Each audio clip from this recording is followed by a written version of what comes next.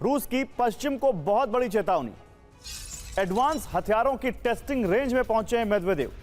Tom hoc की चर्चा के बीच मिसाइल फायरिंग रेंज पहुंचे हैं पुतिन के सबसे करीबी।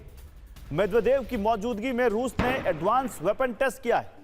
अस्त्रखान के कापुस्तिन यार टेस्टिंग साइट में कई डमी टारगेट तबाह किए रूस की मिलिट्री ने। और उधर बाल्टिक देश भी जंग की तैयारी में है। रूसी हमलों के डर से लातविया में बड़ी तैयारी चल रही है। जंग के दौरान लोगों के बचने के लिए शेल्टर का निर्माण जोरों पर हो रहा है। इमारतों पर शेल्टर की पहचान के लिए पोस्टर लगाए जा रहे हैं। तो आखिर ये सब क्यों किया जा रहा है, क्या मकसद है इन यूरोपियन कंट्रीज का? तो बाल्टिक देशों में रूसी हमले का डर है। कैसे, आप देखिए, रूस के आक्रामक रुख से बाल्टिक देशों में खौफ। बाल्टिक देशों ने शेल्टर होम तैयार किए हैं। लातविया की इमारतों पर लगे हैं चेतावनी वाले पोस्टर। शेल्टर की पहचान के लिए जगह जगह पोस्टर लगाए गए हैं। इमारतों की पार्किंग बेसमेंट को शेल्टर बनाया गया है। एस्टोनिया, लिथुआनिया में भी शेल्टर होम तैयार किए गए हैं। हॉस्पिटल, फायर ब्रिगेड, एम्बुलेंस 24 घंटे एक्टिव मोड पर है। और यूक्रेनी खुफिया एजेंसी के हवाले से एक बड़ी खबर है। पोलैंड के अंदर रूस कर रहा है एक बड़ी साजिश। देखिए, यूक्रेनी खुफिया एजेंसी ये कह रही है, सीक्रेट एजेंट के जरिए पोलैंड के अंदर हमले की तैयारी में है रूस।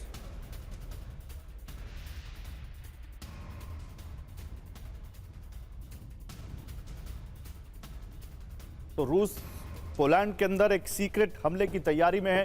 ये यूक्रेन की खुफिया एजेंसी ने इनपुट दिया है। अब अगर रूस हमला नहीं करना चाहता तो फिर ये इनपुट्स कहां से आ रहे हैं?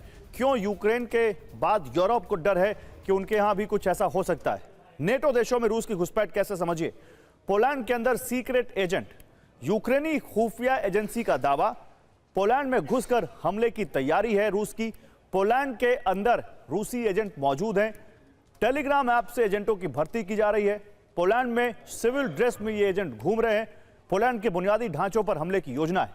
बड़ी बात क्या है, यूरोपीय देशों ने 700 रूसी राजनयिकों को बाहर निकाला है। रूसी राजनयिकों पर अंडर कवर एजेंट होने का शक है।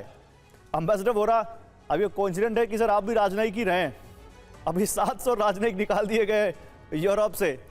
ये सर मुझे बताइए, ये क्या चल क्या रहा है? जैसा कि जनरल दत्ता कह रहे हैं कि रूस ने इतनी बार कहा है, फिर भी यूरोप में एक अजीब सा डर है, एक खौफ है। क्या है ये? क्यों इतनी हलचल मची हुई है? क्यों ये डिफेंस शील्ड बना रहे हैं यूरोप वाले? धन्यवाद sir, thank you very much. एक तो सबसे पहले आपको दिवाली की मुबारक हो। मैं इस समय न्यूयॉर्क में हूँ। थैंक यू बेटा। और अभी 8:30 बजे है सुबह के। बाहर का तापमान 8 डिग्री है। मौसम के हाल के बाद अब बात करते हैं पॉलिटिकल सिचुएशन पर।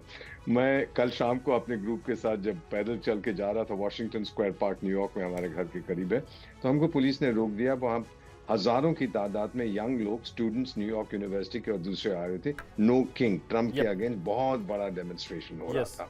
और वो कह रहे थे कि आप चले जाओ यहाँ से, गो ट्रम्प गो के नारे यहाँ लग रहे थे। ये पूरे अमेरिका में। सर, आपने जो अभी बात की है यूरोप की, एक सवाल सीधा है। रूस अपनी एग्जिस्टेंस के लिए लड़ रहा है। यूरोप को कोई खतरा नहीं है रूस से। रूस नहीं चाहता। किसी ने रूस से कहा था तुम टेरिटरी के भूखे हो। ये प्रेस कॉन्फ्रेंस थी सर, मैंने इसको बड़े ध्यान से सुना। और व्लादिमीर, ये कई साल हो गए, व्लादिमीर पुतिन ने कहा कि मैं आप लोगों से इस प्रेस कॉन्फ्रेंस के लिए मॉस्को में आया हूं, व्लादिवोस्टॉक में। सुपर फास्ट जेट में मुझे 8 घंटे लगे हैं। क्या मुझे और जरूरत है जमीन की? 15 करोड़ की उसकी आबादी है। 35 करोड़ यूरोपी डर रहे हैं कि अगर 65 करोड़ कि अगर 35 करोड़ अमेरिकी नहीं आए तो क्या होगा। एंजेला मर्केल ने ट्रम्प 1 के टाइम में कहा था कि यूरोप को अब अपने डिफेंस का उत्तरदायित्व की रिस्पॉन्सिबिलिटी खुद उठानी पड़ेगी, क्योंकि हम अमेरिका पे भरोसा नहीं करते। लेकिन यूरोप नहीं सुना। उनमें अभी भी, सर सुन लीजिएगा जो मैं आपको बता रहा हूँ, सेकेंड वर्ल्ड वॉर के बाद की जो स्थिति थी वही अब उनके मन में है कि भाई हम तो ऐश करेंगे, पार्टी करेंगे, रात भर शराब पियेंगे, और अगर हम पे हमला हुआ अमेरिका को फोन करेंगे, भाई टाइगर आके लड़के ठोक दे उसको, हमको बचा ले। अब अमेरिका वो नहीं करने लगा है। ये ट्रांजैक्शनल प्रेसिडेंट है, कहता है हथियार मेरे खरीदो, नेटो पैसे देगा और आगे जिसको देने। अब जहां तक आपने जिक्र किया है सर, ये जो बातचीत हुई है कि मुझे डोनेस्क चाहिए और मैं ज़ैपोरिज्जिया और खेरसोन का कुछ हिस्सा आपको दूंगा, ये जो जोकर है सर्कस वाला, इसको बाहर निकालने का क्लियर प्लान है। क्योंकि इसने कहा था मैं मर जाऊंगा लेकिन 1 इंच धरती नहीं दूंगा अपने देश की। अब तो देने पे मजबूर हो जाएगा। उसके अपने लोग उसका कीमा बना के पराठे के साथ खा जाएंगे। तू तो बड़ी कस्में खाता था, इतने हमारे 1000 लोग मरवा दिए, क्या हुआ उससे?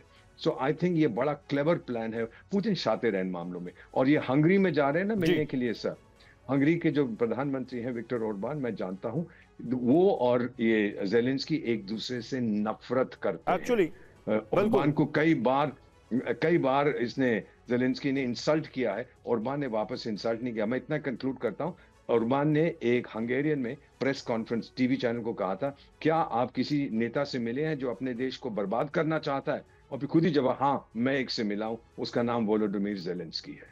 इससे आगे कोई क्या नहीं, और कह हमने सकता देखा है भी है सर? नेटो देशों में Hungary was the only country या one of the very few countries जो खुलकर कह रहा है कि रूस के साथ इतना जो यूक्रेन जो अटैक कर रहा है उसमें वो प्रो रशिया के साथ दिखते हैं, रूस के साथ ज्यादा खड़े दिखते हैं बजाय यूक्रेन के। अब रीजन आप बता रहे हैं शायद ये भी हो